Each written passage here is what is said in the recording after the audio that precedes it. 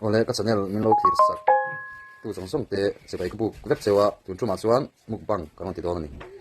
o tuna hianin karon mukbang ve dona helai mi hi tungai ming le master joyela nang nang ring kima ani tuna hianin androin asiak dona ni ai zo ma sa sa in fruity hi an inanga chuan cheng zanga ve vel ho don pokani tunai an ei don me kani in hunai chana ei le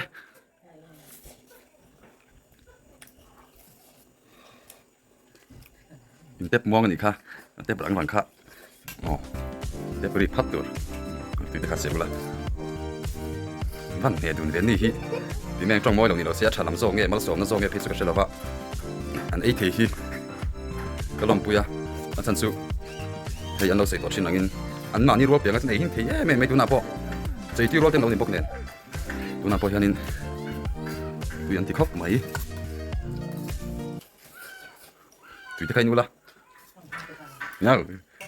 rin kima rin anh sẽ cái đó là riêng mà à mà sao sẽ là hi khai bây giờ biết xin là sim sim tôi nói chân hay là thằng này chân người ấy giàu mà sao đó nè anh sao tiếc anh ta khăn nhá ấy giàu mà sao anh xem sang về bên họ đó nè ấy giàu mà sao anh xem sang bắt cái điện sát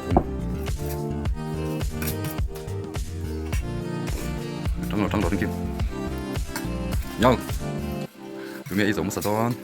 thắc pon ngâm khóc mấy thắc cái ấy chẳng ngâm lâu nhỉ thắc ngâm cả lần thì về mà cái pon thắc ông mang pon ông lâu hay gì mà thắc mai mà cái muốn ngon giọt mà thì mấy kiểu thân nhỉ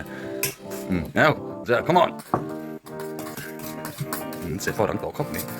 ấy giống mà sao thì đó này cả phăng hoa thì cái gì đó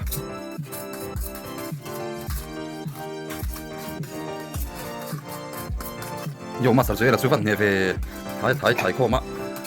anh lo mình anh em lo miền đâu nghe ít chắc khóc mày lên cái mặt về rồi đấy mặt về rồi để phát à vậy rồi luôn về cái gì à chỗ này nuôi được bom được về anh ấy rồi đấy cả không mà được xíu là cái gì quất mày không sao đấy đi đi sao được đi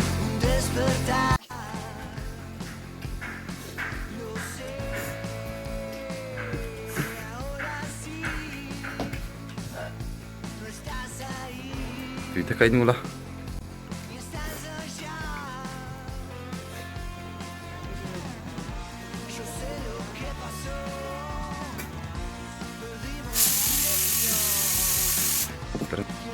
anh ấy giàu chuyện ấy giàu ruột khóc mấy là thì chặt đẹp xuống ai đó nè lấy cái cả cái người tụi ngay là cái đó làm kim khăng là cái nòng năm mươi là chỉ lúc tụt xí rồi ba cái anh ấy giàu ba phụ thì cái nu là cái chơi tụi mình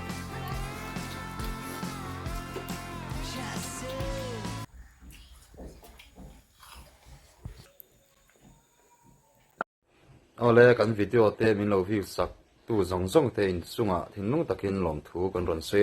bye bye vek ule bye bye bye bye ule